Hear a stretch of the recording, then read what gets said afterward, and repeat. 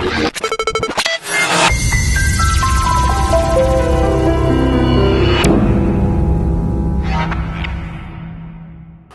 باك.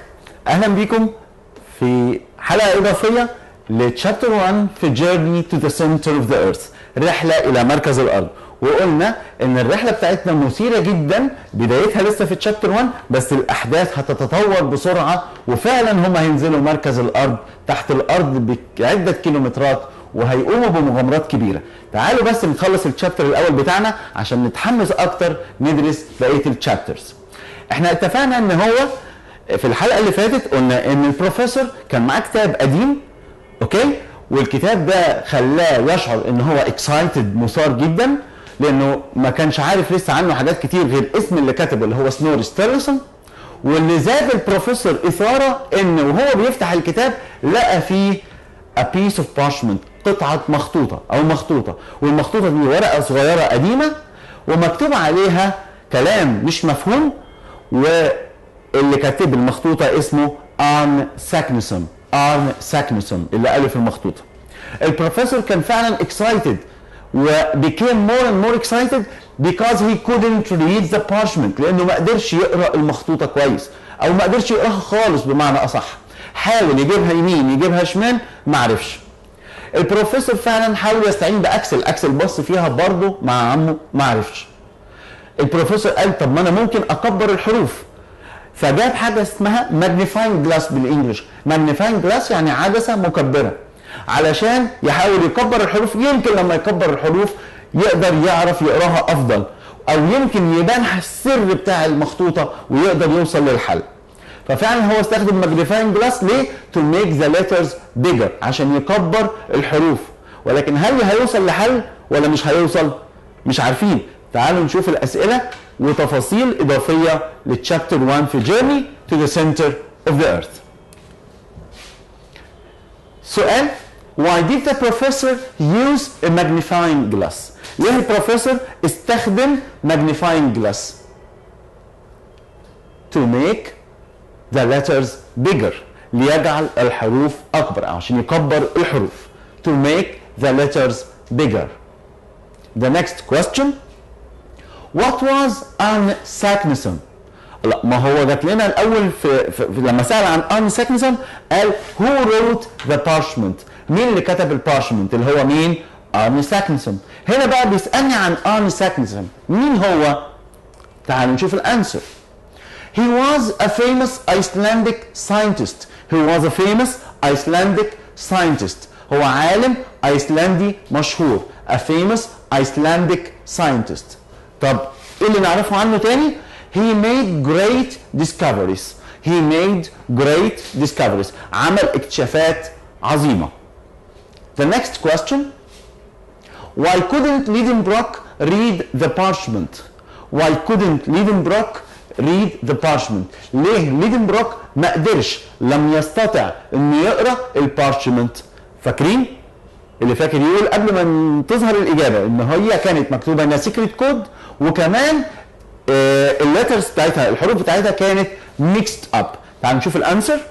Because the letters were mixed up، لان الحروف كانت ملخبطه and it was written in a secret code، وكانت مكتوبه بشفره سريه in a secret code.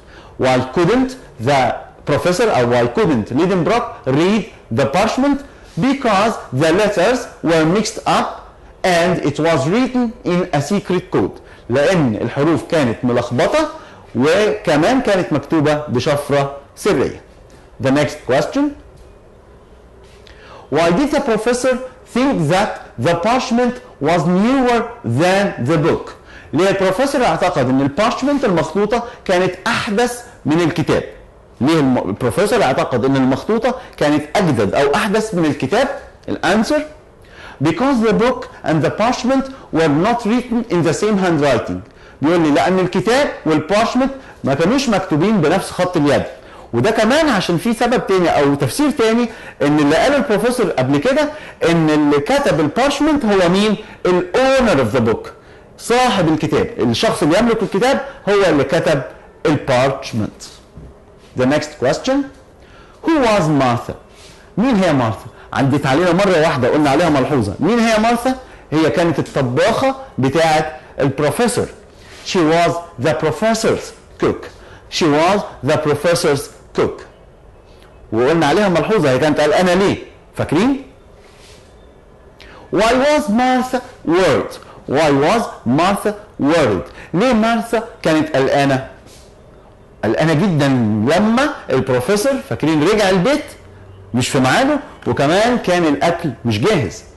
Because the professor came back home so early and the dinner was not ready yet.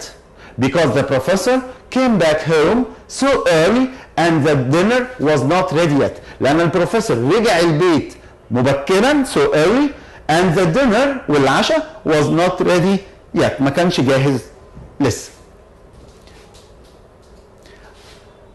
اللي ظهر لنا حاجه مختلفه، اسئله مختلفه. ايه الاسئله المختلفه؟ على نفس الشابتر بتاعنا برضو، بس بدل ما يبقى WH question بيبقى complete، سؤال complete. يعني يجيب لي جزء من جمله ويقول لي كملها، وده سؤال مهم جدا بيجي في الامتحان. Arne Saknussemm number 1. Arne Saknussemm wrote his message in a secret code because space نقط. نترجمها مع بعض. Arne Saknussemm wrote his message in a secret code because نقط. Arne Saknussemm كتب الرسالة بتاعته بشفرة سرية لأن، وسايبني أنا أجيب الإجابة. طب قبل ما نجاوب نقرا السؤال الثاني. Rules are space نقط. الرولز هي نقط. إيه هي الرولز؟ فاكرين احنا قلنا الكلام ده. طب نمبر 3. The professor decided not to eat or sleep until، وسايب لي برضه السبيس. البروفيسور قرر decide not to eat or sleep، ما ياكلش وما ينامش until حتى ايه؟ يكتشف ايه؟ Axel was the professor's space. دي سهلة، أنا ممكن أحلها أنا دلوقتي قبل ما تظهر الإجابات. Axel was the professor's ممكن نقول assistant، وممكن نقول was the professor's nephew and assistant، ابن أخوه وكمان هو المساعد بتاعه. ممكن نقول assistant بس أو nephew and assistant. تعالوا نشوف الانسرز مع بعض. السؤال الاول بيقول Arne Saknussemm wrote his message in a secret code because Arne Saknussemm كتب الرساله بتاعته اللي هو يقصد بها الرساله اللي هي المخطوطه يعني بشفره سريه in a secret code لان he wanted to keep his discovery secret. He wanted to keep his discovery secret. هو اراد انه يخلي الاكتشاف بتاعه سر. طيب rules are، الرولز هي عباره عن ايه؟ فاكرين؟ الالفابت، الحروف الهجائيه بتاعت ايسلندا القديمه. The letters of the old Icelandic alphabet. The letters هي الحروف of the old Icelandic alphabet. الحروف الابجديه الايسلنديه القديمه، هي دي الرولز. نمبر 3 بيقول The professor decided not to eat or sleep until space. البروفيسور قرر انه لا ياكل ولا ينام حتى ايه؟ يكتشف سر المخطوطه. ده قلناها في نهايه الشرح اللي في الحلقه اللي فاتت. He had discovered the secret. The professor decided not to eat or sleep until he had discovered the secret. حتى يكتشف السر بتاع ايه؟ بتاع البارشمنت. يعني ممكن انا ازود في الاجابه من عندي، مش لازم كده وبس، ممكن نقول he had discovered the secret of the parchment. اوكي؟ السؤال الرابع Axel was the professor قلنا ايه؟ nephew and assistant. nephew and assistant. شوف المجموعة اللي بعدها complete برضو. السؤال الخامس The professor knew more about the earth وspace. البروفيسور كان يعرف أكثر عن الأرض أكثر من مين؟ هنشوف. Number 6 Other geologists علماء الجيولوجيا الآخرين came from all over the world to وspace. علماء الجيولوجيا الآخرين كانوا بيجوا من كل أنحاء الأرض، من كل أنحاء العالم، لكي يعملوا إيه؟ بيروحوا لمين الأول؟ كانوا بيروحوا للبروفيسور. ليه؟ عشان إيه؟ يتعلموا منه عن الأرض والكرة الأرضية والجيولوجي، علم الجيولوجيا عموما. Number 7 The book and the parchment were not written وفي space. تاني the book and the parchment were not written، يعني الكتاب والمخطوطة ما كانوش مكتوبين بإيه؟ قلنا اسمها إيه؟ الهاند رايتنج، ما كانوش مكتوبين بنفس خط اليد. Number 8 The writing of the parchment was later than. الرايتنج بتاع البارشمنت كان اجدد من او احدث من. newer than later than. الايه؟ طبعا ما دام بيجيب لي الرايتنج بتاع البارشمنت يبقى هقارنها بالرايتنج بتاع الايه؟ الاولد بوك. ذا اولد بوك. تعال نشوف الانسرز مع بعض. Number 5. The professor knew more about the earth than any other scientist. أكتر من أي عالم آخر. The professor knew more about the earth than any other scientist. من أي عالم آخر. Number 6. Other geologists came from all over the world to. العلماء الآخرين كانوا بيجوا من كل أنحاء العالم لكي إيه بقى؟ learn from Professor ليدنبروك. يتعلموا من البروفيسور ليدنبروك. Number 7. The book and the parchment were not written. فاكرين حكاية الهاند رايتنج. The book and the parchment were not written in the same handwriting. ما كانوش مكتوبين in the same. The same يعني نفس. مش كانوش مكتوبين بنفس خط اليد. The book and the parchment were not written in the same handwriting. Number 8. The writing of the parchment was later than. احنا قلنا بنقارن من البارشمنت والبوك. Was later than the writing of the book or the writing of the old book. The writing of the parchment خط اليد او الكتابه بتاعت المخطوطه كانت اجدد من الكتابه بتاعت الكتاب. الكتاب اتكتب الاول والمخطوطه بعده. وقلنا عشان كده البروفيسور اعتقد ايه؟ ان اللي كتب البارشمنت هو الاونر اوف ذا بوك، هو صاحب الكتاب. اوكي؟ شوف المجموعه اللي بعدها. السؤال التاسع. The professor thought that the parchment was written by. تاني. The professor thought that the parchment was written by. البروفيسور اعتقد ان البارشمنت كتبت بواسطة مين؟ مش بواسطة. هو حد هنا يذكر اسم شخص. هو ما نقولش ارني ساكنسون ولا سنوري ولا حد من دول. هو يقصد ان اللي كتبها اكيد هو الشخص اللي يملك الايه؟ الكتاب. نقول answer. Someone who owned the book. الشخص الذي يملك الكتاب. تاني. The professor thought that. البروفيسور اعتقد ان البارشمنت was written by. كتبت بواسطة الشخص الذي يملك الكتاب.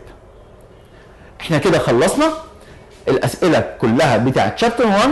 اعتقد ان احنا لمينا الشابتر كويس باسئلة كويسة بانواع مختلفة من الاسئلة WH questions او complete questions. وممكن احنا كمان لما نيجي نحل في كتابنا برضو كتاب المدرسة هنلاقي اسئلة اضافية. ما نسيبش اي سؤال على اي تشابتر. حاول تحل كل الاسئلة بتبقى افكار مختلفة. ولكن طالما احنا دارسين وقاريين كويس التشابتر بتاعنا اي سؤال هيجي هنقدر نجاوب عليه. القصة بتاعتنا لذيذة جدا. ما تاخدوهاش كأنها حاجة بتتذاكر وواجب علينا. خدوها كأنها فيلم بتتفرجوا عليه. وعلى فكرة في منها أفلام ممكن نتفرج عليها ونعرف أحداثها. ممكن يبقى في اختلاف شوية بين الأفلام والقصة اللي مكتوبة ولكن ممكن ناخد فكرة قريبة قوي للستوري بتاعتنا. قصة very interesting and I hope you enjoy reading it. أتمنى أشوفكم في حلقات جاية و good luck. See you.